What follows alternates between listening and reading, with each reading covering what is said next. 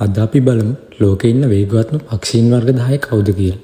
මෙයාලගෙන් සමහර අයට formula 1 racing motor රථයක වේගයක් පවා තියෙනවා. මේ ලයිස්තුවේ 10 වෙනියට ඉන්නේ රෙඩ් බ්‍රෙස්ට් මර්ගන්සර් කියලා හඳුන්වන තුරු අර්ධගෝලයේ ජීවත් වෙන කුඩා තාරා විශේෂය. මෙයාලගේ පියාසර වේගය ගත්තොත් එහෙම ඒක පැයට සෙතුම් 81ක්. ඒ කියන්නේ පැයට කිලෝමීටර් 130ක් පවන වගේ වේගයක් මෙයාලට ලබා ගන්න පුළුවන්. මෙයාලට මේ තරම් වේගයක් ලැබෙන්න හේතුව තමයි එයාලගේ ශරීර ප්‍රමාණයට සාපේක්ෂව විශාල වැඩුණු පියාපත්තු ගල පිහිටලා තියෙන එක.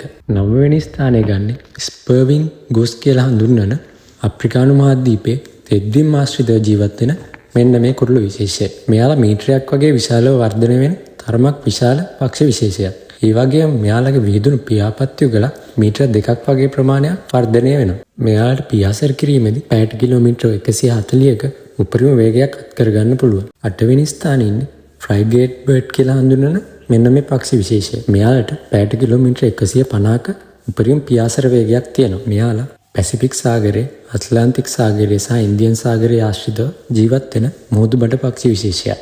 7 වෙනි ස්ථානයේ ඉන්නේ යුරේසියන් හොබි කියලා හඳුන්වන අප්‍රිකාව, යුරෝපය සහ ආසියානු මහද්වීපවල ජීවත් වෙන අඩියක් පමණ වර්ධනය වෙන තරමක් කුඩා පක්ෂි විශේෂයක්. මෙයාලගේ උපරිම වේගය ගත්තොත් එහෙම පැයට කිලෝමීටර් 159ක් වගේ ප්‍රමාණයක් වෙනවා. මේ ලයිස්තුවේ 6 වෙනි ස්ථානය ගන්නේ කොමන් ස්විෆ්ට් කියලා හඳුන්වන පැයට කිලෝමීටර් 166ක උපරිම පියාසර වේගයක් තියෙන මේ පක්ෂි විශේෂය. මෙයාලා සෙන්ටිමීටර් 20ක් වගේ වර්ධනය වෙන කුඩා පක්ෂි විශේෂයක්. මෙයාලා අපිට යුරෝපය, ආසියාව, අප්‍රිකානු රටවලදී දැක ගන්න පුළුවන්.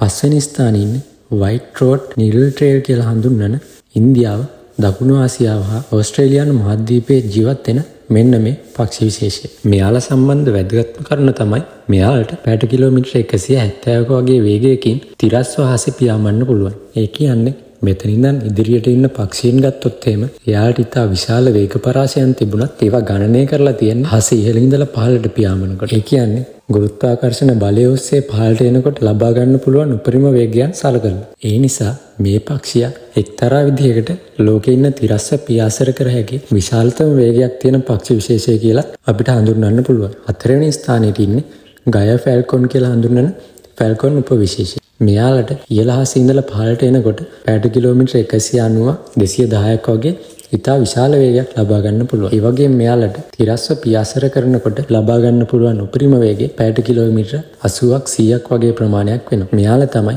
ෆැල්කන් පවුලට අයත් විශාලම ෆැල්කන් උපවිශේෂය. මෙයාලා උතුරු ඇමරිකාව, සයිබීරියාව වගේ රටවලදී දකින්න පුළුවන්.